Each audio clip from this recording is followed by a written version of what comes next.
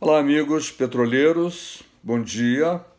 Hoje é quinta-feira, dia 15 de agosto, e estamos aqui para conversarmos um pouco mais e entendermos melhor alguns questionamentos feitos a respeito da proposta alternativas. O grupo Cabeças Brancas recebeu de um outro grupo da internet uma série de questionamentos com relação aos itens colocados na proposta alternativa.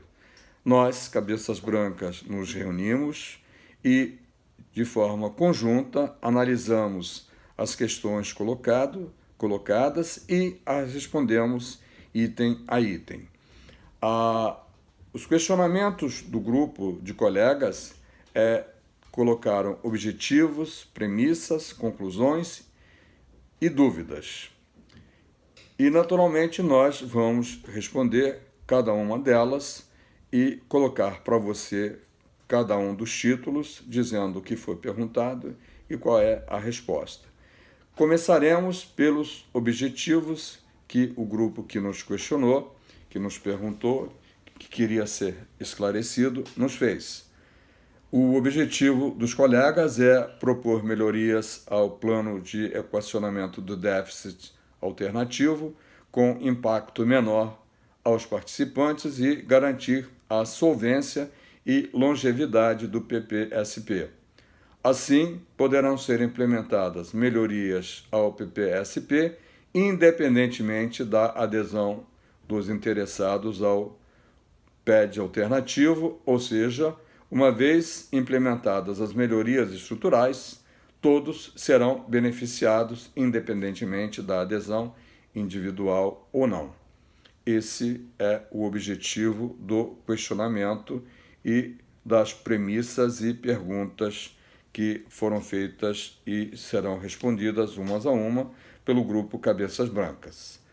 A primeira premissa: entendemos que a Petrobras é responsável por cobrir todo e qualquer déficit, conforme consta do artigo 8, inciso 9, e por ser a gestora do plano, por meio da nomeação do presidente e dos diretores da Petros e por ter voto de Minerva no Conselho Deliberativo da Petros, entre parênteses, longa manos. Essa é a tese jurídica que o grupo colocou.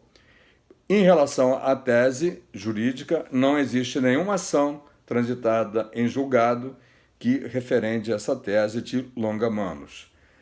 Acreditamos ser difícil a existência e a disposição financeira de cada um dos participantes e assistidos para suportar até o desfecho do julgamento, provavelmente além de 10 anos, ou até mesmo que o plano venha a ser considerado inadimplente ou insolvente antes disso. Portanto, difícil de contemplar essa questão com essa versão judiciada, ok? Com essa interpretação levada em juízo ou recorremos em juízo com a tese de longa manos.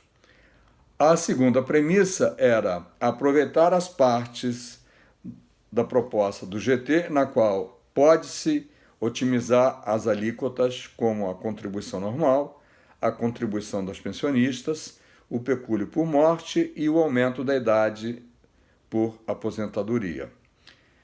O aumento de idade por aposentadoria é uma impossibilidade jurídica. Não se pode modificar item de regulamento, idade de aposentadoria para os ativos, uma vez que a regra em andamento já contempla o limite mínimo para a aposentadoria, salvo por uma nova repactuação.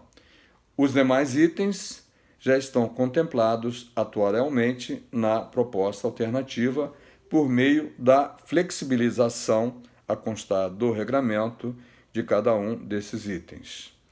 Análise feita pelos colegas. Análise feita com relação ao aumento do valor da contribuição normal. A proposta do grupo de trabalho é de aumentar o valor da contribuição normal em 55% indefinidamente. É isso mesmo? Como será garantida a paridade da Petrobras nesse item? Não é verdade que 55% seja o valor do aumento. Está incorreto, uma vez que ele irá variar de acordo com o número de participantes de cada massa que migrar e do tratamento das dívidas dos pré-70, dívida reconhecida e assumida pela Petrobras junto à Petros, porém não paga.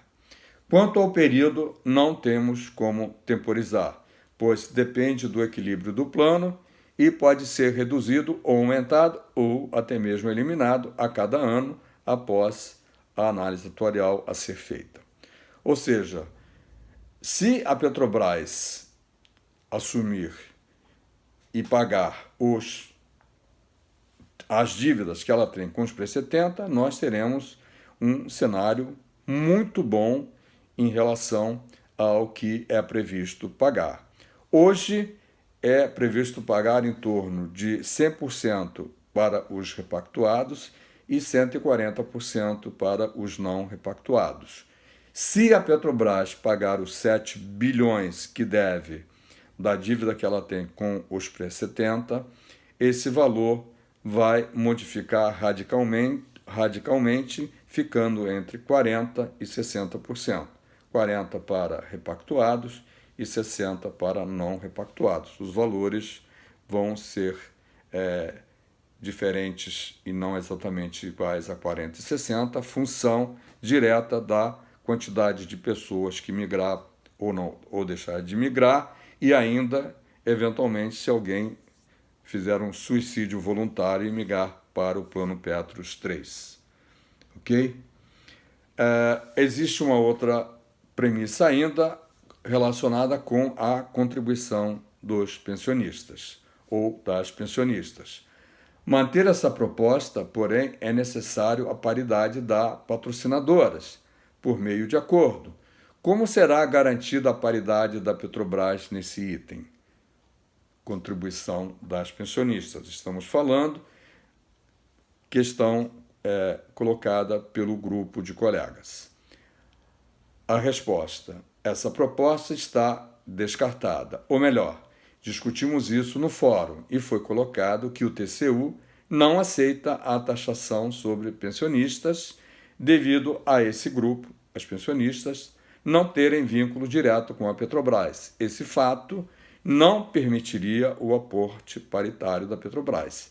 A alternativa foi incorporar essa contribuição por meio de contribuição ordinária, forçando desta forma a Petrobras a pagar paritariamente esse esforço de uma maneira embutida no contexto do regramento.